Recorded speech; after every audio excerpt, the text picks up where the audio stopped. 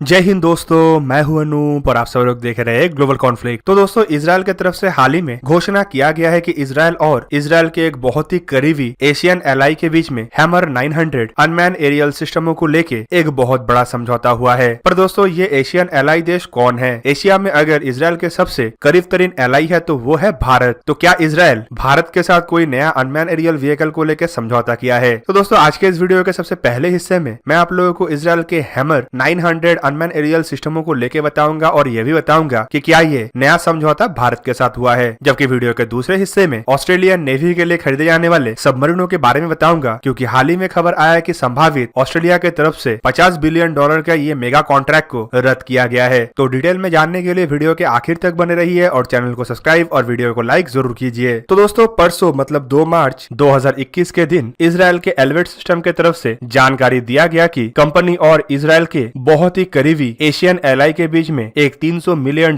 के समझौते के ऊपर हस्ताक्षर हुआ है। दोस्तों, इस समझौते के तहत एलवेट सिस्टम द्वारा इस महत्वपूर्ण एलाई को हैमर 900 अनमैन एरियल व्हीकल का सप्लाई किया जाएगा। जबकि जानकारी ये भी दिया गया है कि ये सप्लाई 5 साल के अवधि का है, मतलब 5 साल के अंदर पहला अनमैन एरियल व्हीकल से लेके आखिरी अनमैन एरियल व्हीकल तक सप्लाई किया जाएगा। दोस्तों, कॉन्ट्रैक्ट में हैमर 900 के सप्लाई के अलावा इसका मेंटेनेंस और सर्विस के समझौते भी शामिल है। पर दोस्तों, इतना बड़ा और महत्वपूर्ण डील के बावजूद इजराइल के तरफ से ना ही उस देश का उल्लेख किया गया है और ना ही देश के बारे में कोई जानकारी दिया गया। फिलहाल देश के बारे में संपूर्ण जानकारी खुफिया रखा गया है और इसे एक अनडिस्क्लोज एलाई के रूप में दर्शाया गया। पर दोस्तों, यहाँ पे सवाल अब ये उठ रहा है कि क्या ये महत्वपूर्ण देश भारत तो नहीं है? क्योंकि एशिया में अगर इजराइल का सबसे महत्वपूर्ण और करीब तरीन एलाई कोई है तो वो है भारत। पर साथ में ये भी सवाल है कि क्या भारत हैमर 900 जैसे अनमैन एरियल व्हीकलों को लेके इंटरेस्टेड है? पर वहीं पे कुछ पब्लिक फोरम के जानकारी के मुताबिक हैमर 900 अनमैन एरियल व्हीकलों को टोटल फिलहाल इजराइल के अलावा और करीबन 10 देशों के द्वारा इस्तेमाल किया जा रहा है, जिनमें Azerbaijan, Brazil, Canada, Chile, Colombia, European Union, Iceland, Mexico, Philippine और स्विट्जरलैंड शामिल है। मतलब इनमें फिलीपीन ही एकमात्र ऐसा देश है जो एशियाई देश भी है और ऐसे ड्रोनों का भी इस्तेमाल कर रहा है। इवन दोस्तों, मेरा भी मानना है कि संभावित वो एशियाई देश भारत नहीं है, क्योंकि भारत द्वारा कभी भी हैमर 900 जैसे अनमैन एरियल व्हीकलों को खरीदने के लिए अब तक कोई भी पब्लिक जानकारी नहीं दिया गया है। पर अगर 2018 के कुछ मीडिया रिपोर्ट को देखें तो आपको पता चलेगा कि 2018 से भारत में ही ऐसे हैमर सीरीज के 2 अनमैन एरियल व्हीकलों को प्राइवेट कंपनियों द्वारा मैन्युफैक्चर किया जा रहा है। दोस्तों, ये private company Adani defence and aerospace है, जो एलवेट सिस्टम के साथ ज्वाइंट वेंचर में भारत में ही हैमर 900 और हैमर 450 जैसे अनमैन एरियल व्हीकलों का असेंबली और मेंटेनेंस कर रहा है। जबकि फिलीपीन के बात को लेके भी ये अभी से नहीं कहा जा सकता है कि वो खुफिया देश फिलीपीन है, क्योंकि ऑलरेडी फिलीपीन द्वारा ऐसे अनमैन एरियल व्हीकलों को परचेस किया जा चुका है। तो ऐसे में कोई बात नहीं बनता है कि इसे दुनिया के सामने छुपाया जाए। जबकि भारत के मामले को देखें तो आपको पता चलेगा कि संभावित भारत हैमर जैसे अनमैन एरियल व्हीकलों को लेके इजराइल के साथ आगे इसीलिए भी नहीं बढ़ेगा क्योंकि ये सिर्फ एक रिकॉनेसेंस ड्रोन है, जबकि भारत इजराइल के साथ हेरॉन और हेरॉन टीपी जैसे अनमैन एरियल व्हीकलों को लेके आगे बढ़ रहा है। दोस्तों, अब चलिए हैमर 900 के बारे में जानते हैं। दोस्तों, हैमर 900 असल में एक मीडियम साइज के मीडियम पेलोड वाला medium altitude long endurance unmanned aerial vehicle है। ये हैमर 450 के तर्ज पे बनाया हुआ थोड़ा ज्यादा आधुनिक अनमैन एरियल व्हीकल है। ये यूएवी करीबन 30 घंटे तक 30,000 फीट के ऑल्टीट्यूड में उड़ान भर सकता है और रिकॉनेसेंस, सर्वेलेंस और कम्युनिकेशन रिले जैसे मिशनों को अंजाम दे सकता है। दोस्तों, इस यूएवी को ग्राउंड में 2 क्रू मेंबर का जरूरत पड़ता है जो रिमोटली इसे ऑपरेट करते हैं। जबकि इसका लंबाई 8.3 मीटर मतलब 27 फीट 3 इंच है, चौड़ाई 15 मीटर मतलब करीबन 49 फीट 3 इंच है। वही पे इसका टोटल वेट 1100 किलोग्राम और इसका कैपेसिटी 350 किलोग्राम है। दोस्तों, इसमें एक रोटेक्स 914 इंजन का इस्तेमाल किया गया है जिसका क्षमता 86 किलोवाट है। दोस्तों, ये जो 350 किलोग्राम के पेलोड इस अनमैन एरियल व्हीकल में लगाया जा सकता है, उनमें electro optical, infrared sensor, synthetic aperture radar, ground movement और टारगेट इंडिकेटर, कम्युनिकेशन और electronic intelligence gathering system, electronic warfare system, hydrological sensor जैसे इक्विपमेंट रहता है। मतलब इसमें किसी तरीके का कोई भी हथियारों को लगाया नहीं जा सकता। जबकि ये अनमैन एरियल व्हीकल के मैक्सिमम स्पीड करीबन 220 किलोमीटर पर आवर और क्रूजिंग स्पीड करीबन 112 किलोमीटर पर आवर है। दोस्तों, अब चलिए ऑस्ट्रेलिया के फ्यूचर सबमरीन के कॉन्सेप्ट के बारे में जानते हैं, जिसे संभावित हाल ही में ऑस्ट्रेलिया के तरफ से रद्द किया गया। तो दोस्तों, मार्च 1, 2021 के कुछ रिपोर्टों में दावा किया जा रहा है कि संभावित ऑस्ट्रेलिया और फ्रांस के कंपनी नेवल ग्रुप के बीच में जो सबमरीनों को लेकर समझौता हुआ था वो शायद टूट जाएगा। और दोस्तों, इसे रोकने रुकने के लिए फ्रांस के शिपयार्ड नेवल ग्रुप के हेड ऑस्ट्रेलिया के दौरे पे भी गए हैं, जहाँ पे ऑस्ट्रेलिया के अधिकारियों के साथ उनका मीटिंग भी हो रहा है। तो दोस्तों ऑस्ट्रेलिया का ये सबमरीन का डील असल में है क्या? दोस्तों ये असल में ऑस्ट्रेलियन नेवी के लिए खरीदे जाने वाले 12 डीजल इलेक्ट्रिक सबमरीन का डील है, जिसे अब तक के सबसे बड़ा डिफेंस डील भी कहा जा रहा है। इसका लागत के बारे में सुन के आपको हैरानी हो जाएगा, क्योंकि इसे लेके कहा जा रहा है कि ये $90 बिलियन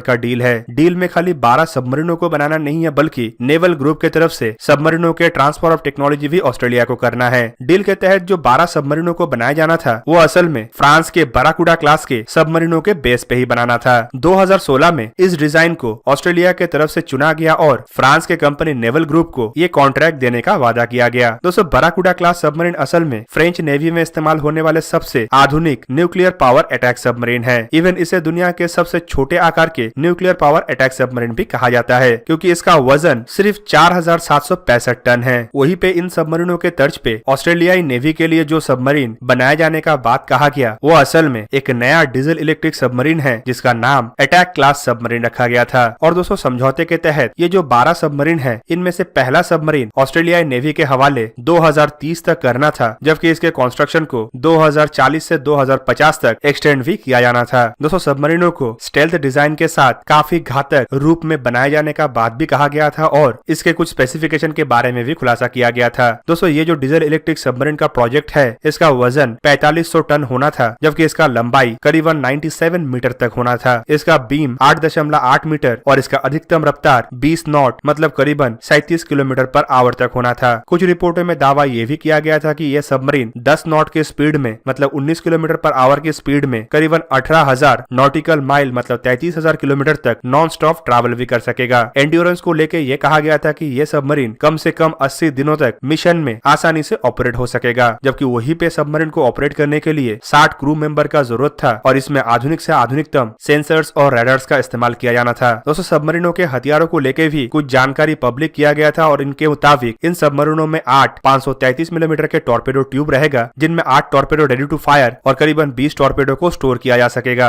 और दोस्तों ये torpedo mark 48 mode 7 heavyweight torpedo या फिर F-21 जैसे हैवीवेट टॉर्पेडो होगा। दूसरी तरफ टॉर्पेडो के अलावा इन सबमरीनों के पास मिसाइलों को लॉन्च करने का भी क्षमता होगा, जिनमें हार्पून एंटीशिप मिसाइल, फ्रांस निर्मित एक्सोसेट एंटीशिप मिसाइल जिसका रेंज करीबन 50 किलोमीटर और स्कैल्प मिसाइल के नेवल वर्जन जिसका रेंज करीबन 1000 किलोमीटर तक है, उसे लगाया जाना था। इसके अलावा इन सबमरीनों में स्टोनफिश नामक माइन को भी स्टोर करने का जगह है और इन टॉर्पेडो ट्यूब के द्वारा इन माइनों को भी बिछाया जा सकेगा। तो कुल मिला के फिलहाल ये डील को लेके अब आशंका बना हुआ है कि क्या नेवल ग्रुप को ये डील से हाथ धोना पड़ेगा, जबकि कुछ रिपोर्टों में दावा ये भी किया जा रहा है कि संभावित इसे और एक फ्रेश टेंडर के रूप में ऑस्ट्रेलिया के तरफ से जारी किया जाए, जिसमें नेवल ग्रुप के भागीदार होने का भी संभावनाएं हैं। तो दोस्तों ये था आज का वीडियो। अगर आपको वीडियो अच्छा लगा तो इसे लाइक कीजिए और मेरे चैनल को सब्सक्राइब कीजिए और साथ में बना हुआ बेल आइकन को भी प्रेस कर दीजिए, ताकि आप मेरा वीडियो देख पाए सबसे पहले। जय हिंद।